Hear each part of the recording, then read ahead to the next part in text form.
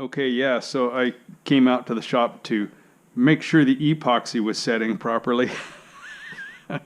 And naturally I started working on the boat. You know, I was going to come out and turn the lights off. Wrong. Okay, so I removed everything here. The epoxy is still less than set, okay? I don't know if you can tell.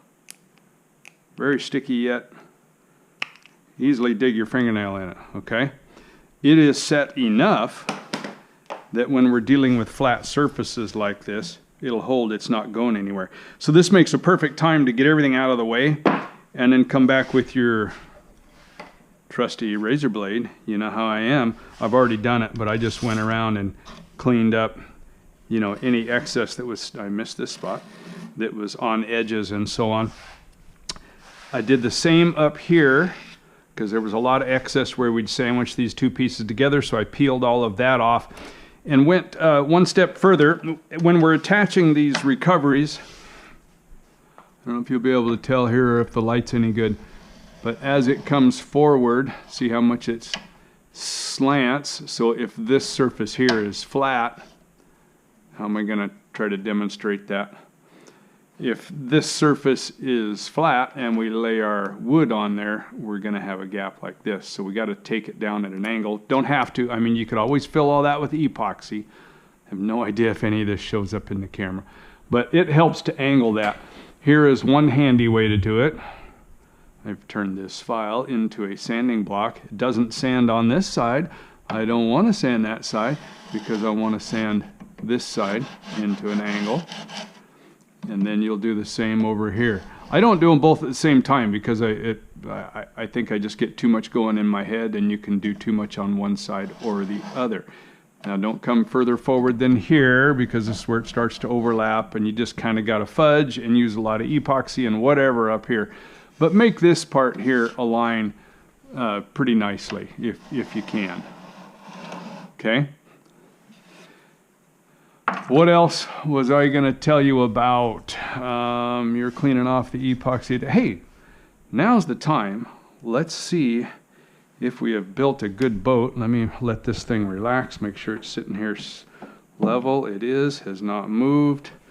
Angle gauge. I hate to open this. You see just how ratty all my tool stuff looks. And okay, let's use this one. Pretty doggone straight. Somewhere's around the middle here. We'll go right behind this bulkhead. It's a good convenient place to go. Switch it on. Zero it out. Should never do these sorts of things live just in case what you did sucks. All right. Let's talk about what we're shooting for here before we even check it so that we know just how awesome we've been. Look at that, it already went off by 1/10 of 1 degree. You remember this side should be flat or ever so slightly leaning towards the outside of the turn. This is our turn pin side. This side here, we have canted it. I forget what the degree was. It's about 1/16 of an inch difference between here and here. I think that winds up at like 1.5 degrees, 1.6 or 7 or something if I remember right.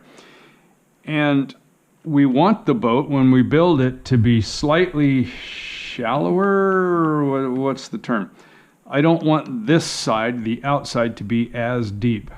Because if anything, imagine the boat flipped over and we're going this way and now away from us. I actually want the left side down ever so slightly. Not much, just ever so slightly. It's because the left side tends to lift due to the prop thrust and the motor rotation. So we're actually predisposing the boat slightly to the side.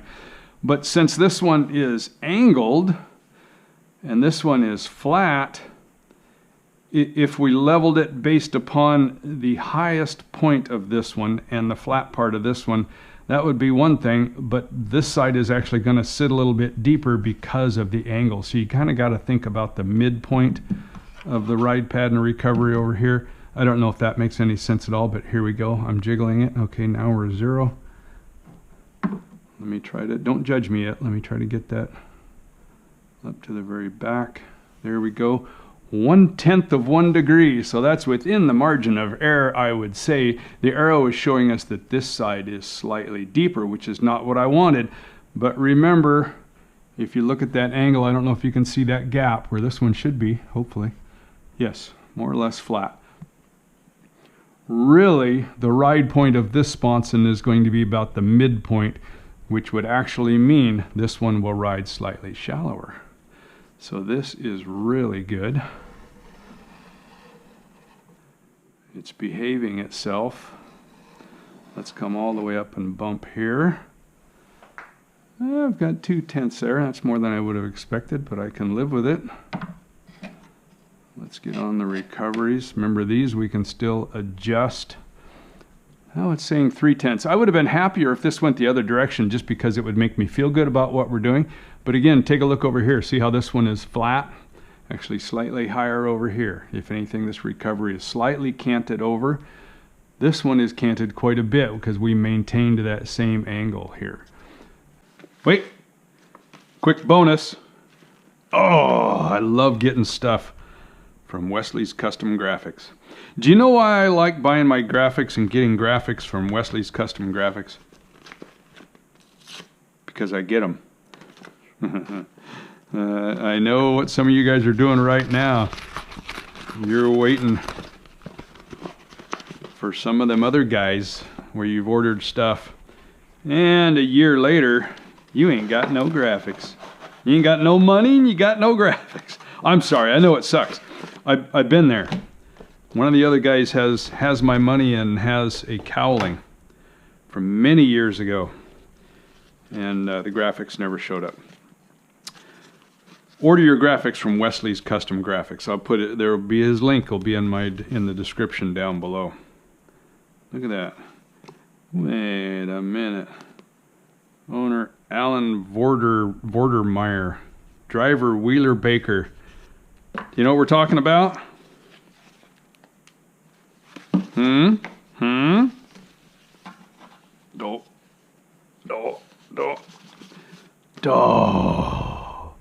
Large stroh. No, this isn't the stroh. This is the Gasser 2.0 right here, baby. That's right. I told you I sold the other one. Yes, sir. Meanwhile,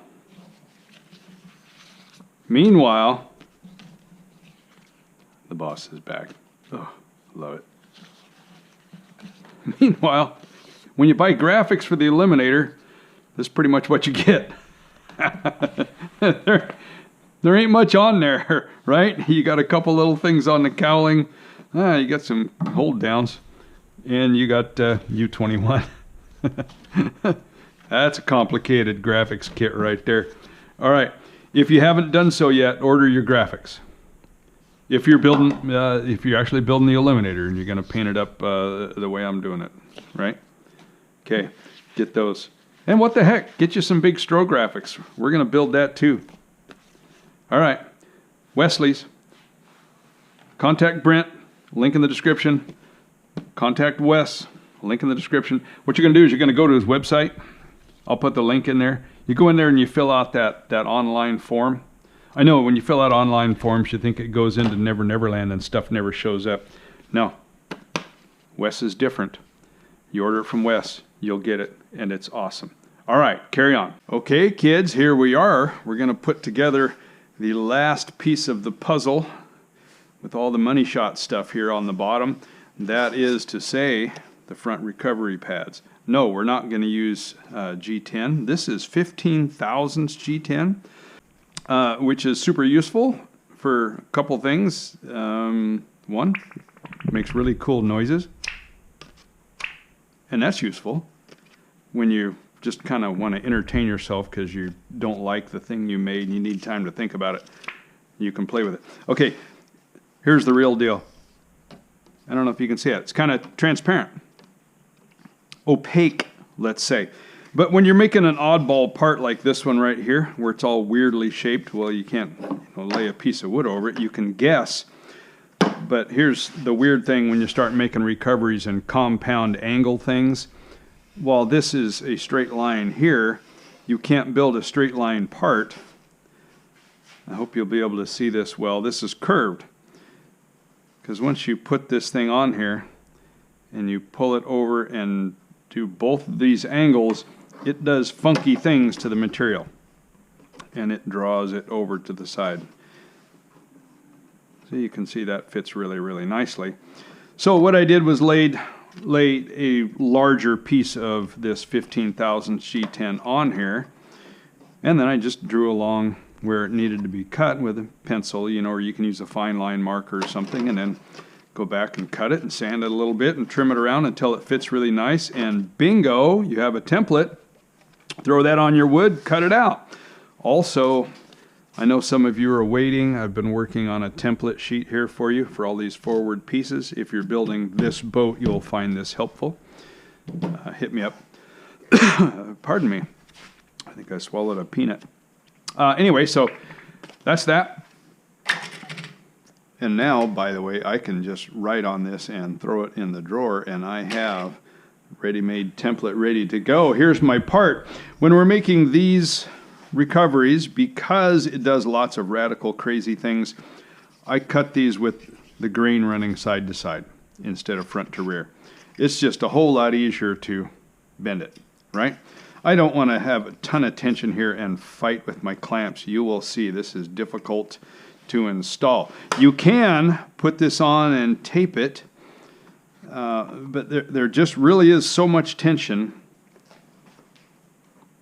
that unless you really, really trust your tape and really, really get it on there tight, this has a chance of lifting up in weird places and doing funky things. Now, I have seen people use like a little pin drill and drill little tiny holes in it and use stick pins and literally poke right through it. And that'll work, and you can come back and fill them later. I've never done it, so I don't. But this is where a bazillion clamps come in. And you remember that those quarter-inch sticks that you got when you bought your kit? You know, you got a whole bunch of these big quarter-inch sticks, and then when you watched my video, I told you, don't use quarter-inch, that's overkill. Well, now you get to use your quarter-inch sticks.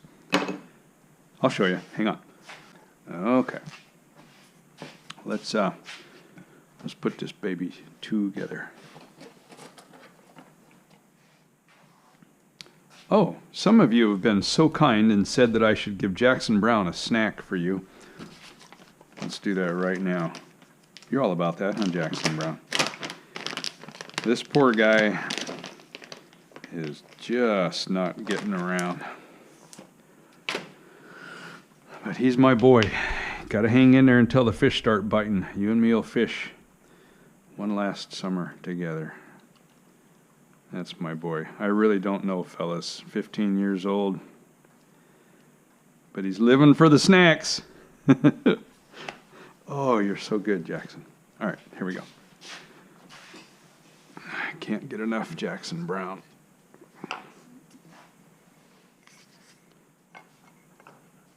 I hope he settles in. He may complain. We may have to let him out here in a minute. I hope this goes okay. You remember when I was talking about playing with that G10, making funny noises? I've been doing that for a while. Actually, I've been doing it for a couple of days. I've had these pieces cut, ready to go, but something doesn't feel right. I don't really know what it is. But we're going for it. You know, I feel like I'm forgetting something. You ever do that? It kind of freezes you in your tracks. You're like, if I do this thing and it's bad, then what do I do? I'll tell you what I do. I cut it apart and I start over and I throw away the video. Yeah, you'll never know. I know, buddy. I'm really sorry that, of course, as soon as we decided to begin actually installing it, Jackson decided to start complaining. He's hungry. He hasn't had supper. And it's late. And it's been a super long day. But you don't want to hear my complaints. Like, shut up, Scott. Put the boat together.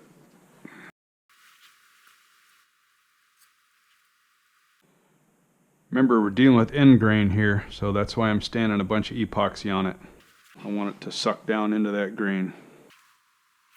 I want to seal this part here now because it'll be really hard to get up underneath there and do that later. Speaking of sealing things, now is finally the time where you're going to make sure that this whole forward section here is sealed. Again, because it'd be super hard to get in here and deal with that once it's assembled.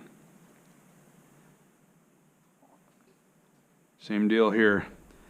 This is light ply, meaning it's only 3 ply, and the center ply is a really lightweight material. It's not quite balsa. I still think it's probably basswood, but it's just a really light basswood, and so it'll suck up epoxy like a sponge. Oh, we'll still come back later when we seal the interior and try to get up under here with a bent brush and everything, just to really, really, really make sure that she's watertight.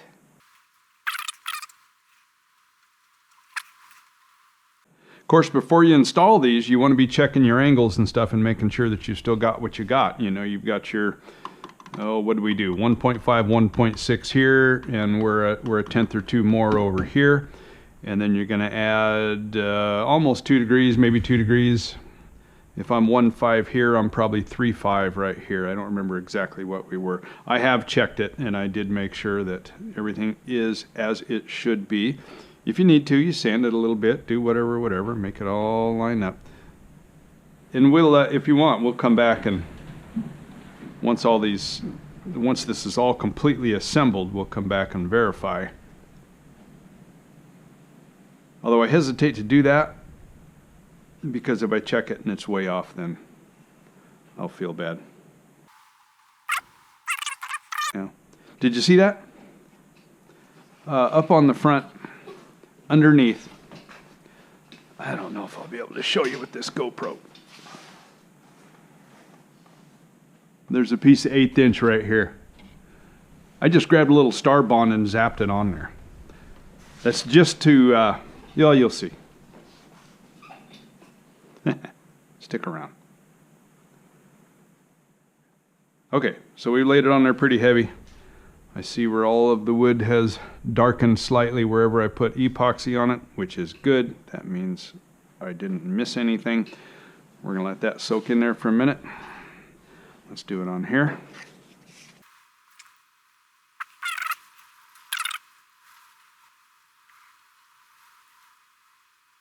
Hey Ellie, are you watching this video? You building your boat yet? Talk to me, leave me a comment, let me know if you're building a boat and what'd you decide on.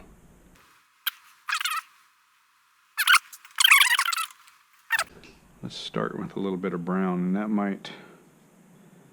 that might just be enough. Bingo.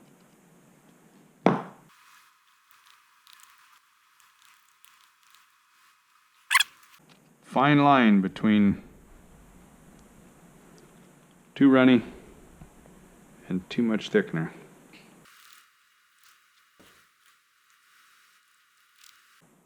Yes?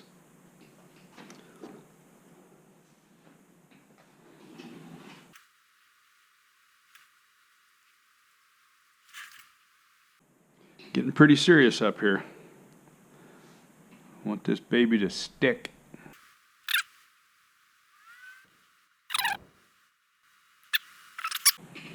Here we go. We got one shot at it. Make it a good one.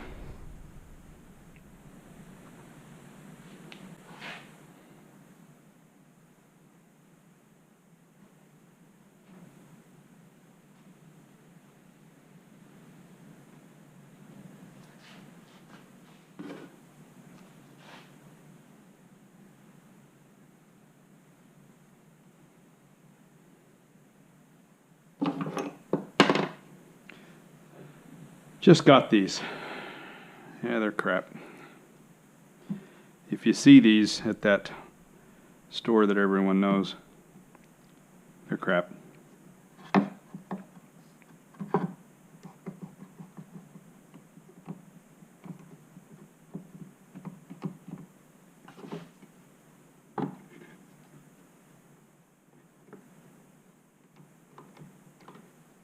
So what we're doing here is this one I hook up underneath.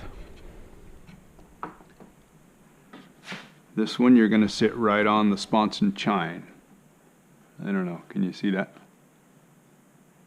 Hopefully, yeah. Hopefully the answer is yes. Yeah? Okay.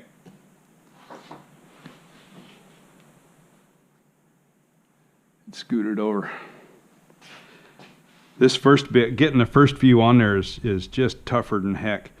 Because all that epoxy, it just kind of acts like a lubricant, and this thing just wants to slip all over the place.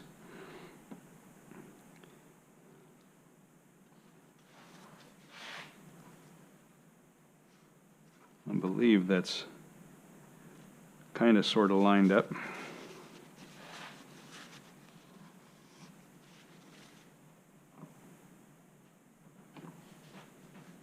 Okay, now grab your 1/4 inch pieces.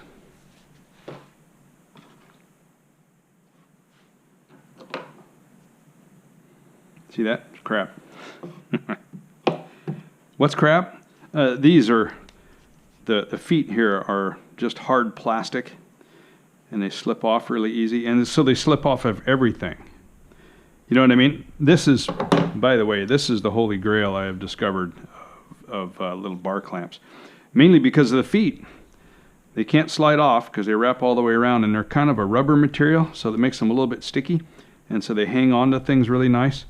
Those are fabulous. Why am I using these? Because I don't really need them to stick up here.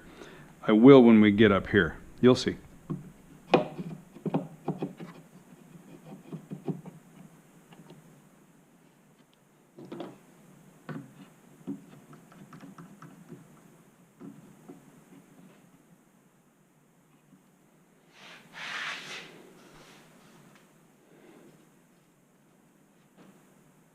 Does appear to be the right locale, give or take. I'm going to scoot it just a tiny bit there. I think the back scooted over on me again. That's why I leave this portion exposed so I can see it. See if it's trying to escape. Let's grab us a little screwdriver that we can use. Shove that guy around.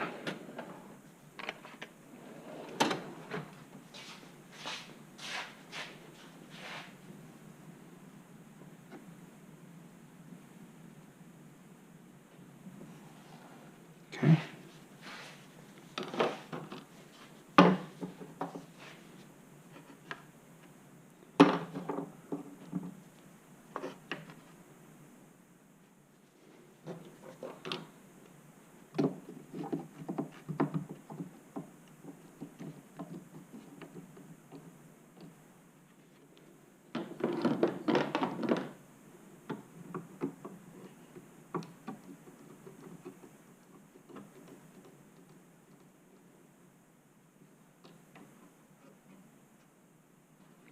Feel a little bit of tension in all of them.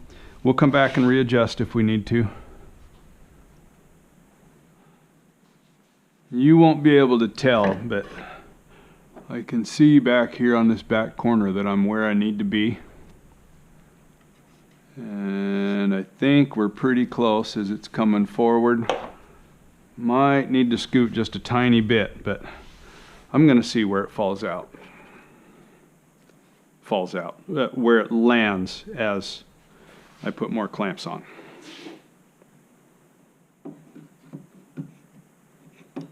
See, this style is frustrating. It's got the trigger in the back. Who designs this crap?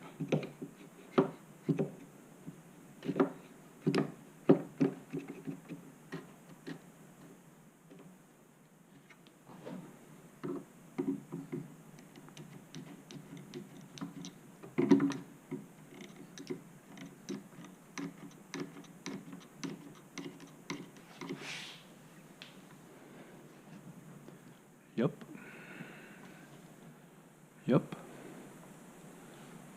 Looks fan-freaking-tastic. Looks good.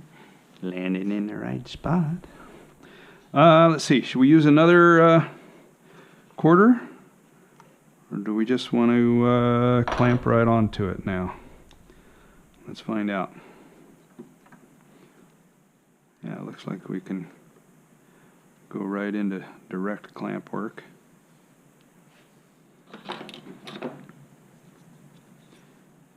These have a nice little hook right here that bites close to the pad. One over here that's a little further away. So you can go one way or another till you find the right spot.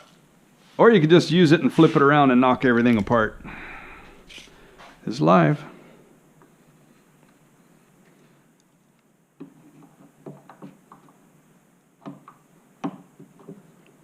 I'll edit that out anyway.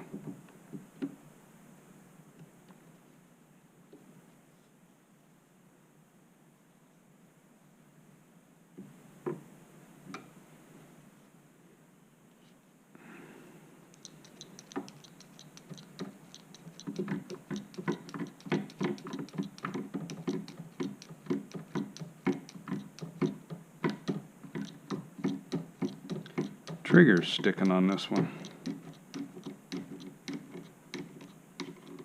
Makes me angry.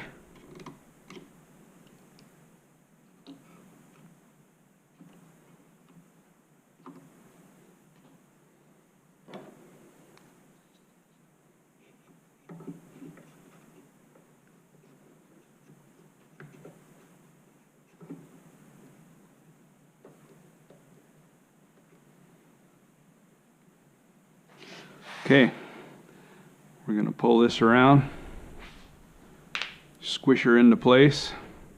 Yep, I can see it's got to squirm a little bit. I hope that it'll let me. Oh, that was too much. Okay, it went back easily.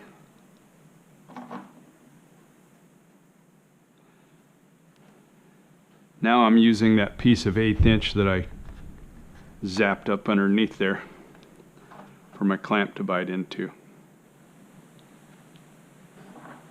Picking up what I'm putting down there, Vern.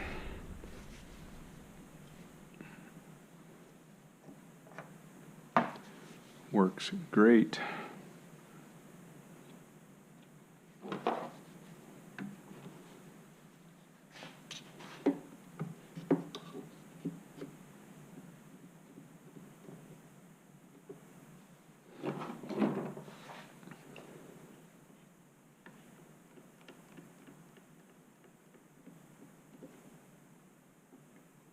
See how those kind of stick into place? I love it.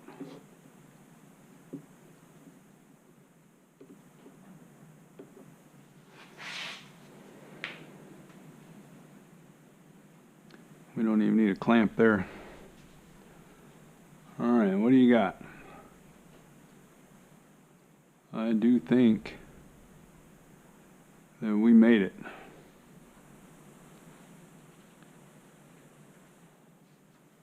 Not comfortable with that.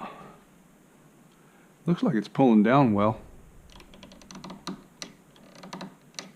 It is now.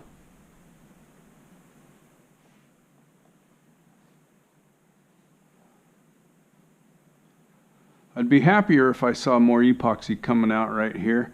I'm overhanging narrow ways, so I'm thinking that it's good, but there might be a tiny gap right there, or at least it's not completely filled in that spot. So let's just take care of that right now.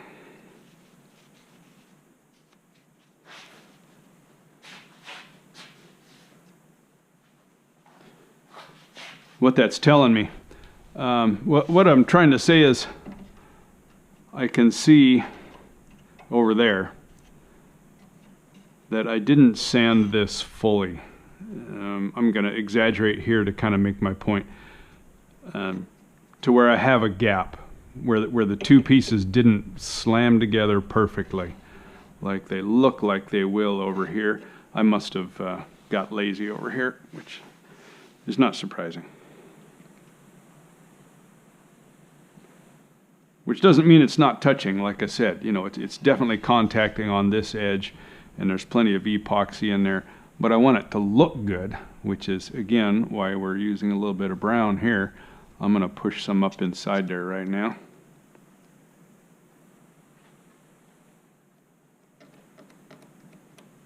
called covering your tracks. Look at that, and it looks like I did it perfectly. And you and I will know, but nobody else. Yes, sir? There you go. Now I want the excess out of there. I'm going to do that with this little guy.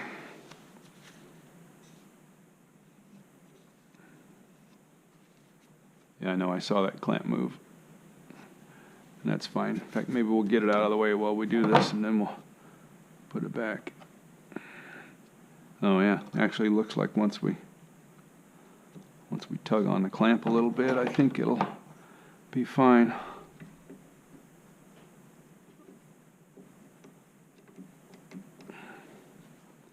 Nope.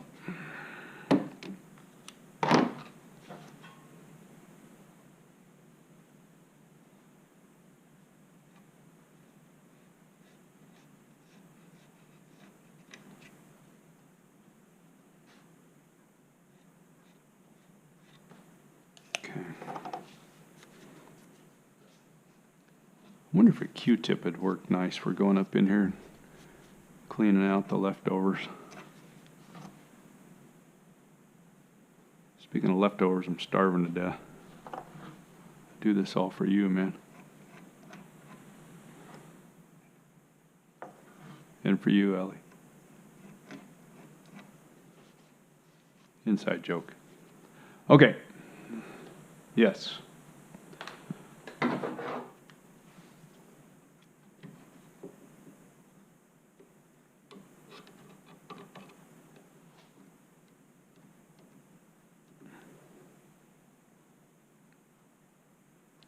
Super clean.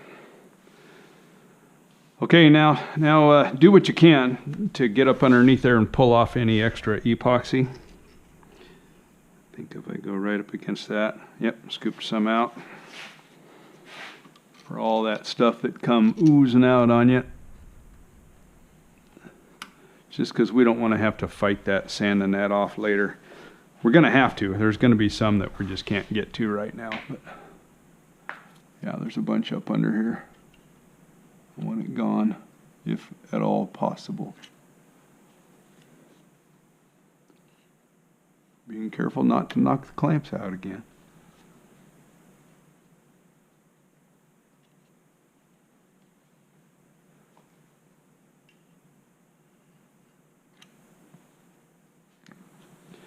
Let's tidy this up here in the back.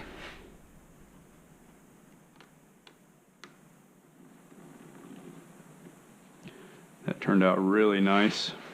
That's a really nice fit there.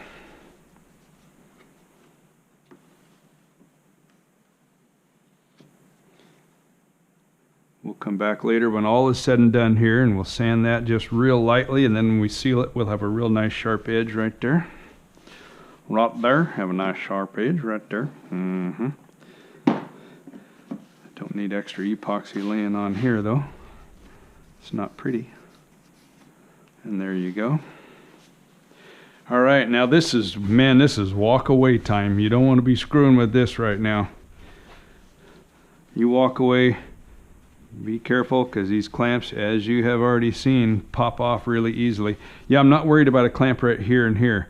When I was dry fitting it, I could see that this landed really tight, and with just a clamp there and a clamp here, it's wrapping hard around that. So it's making serious contact. So there you go. You're going to do it here. You're going to do it there. We're going to be ready to flip. I am flipping out over flipping this boat. You too. Slap them on. Catch up. Here we go.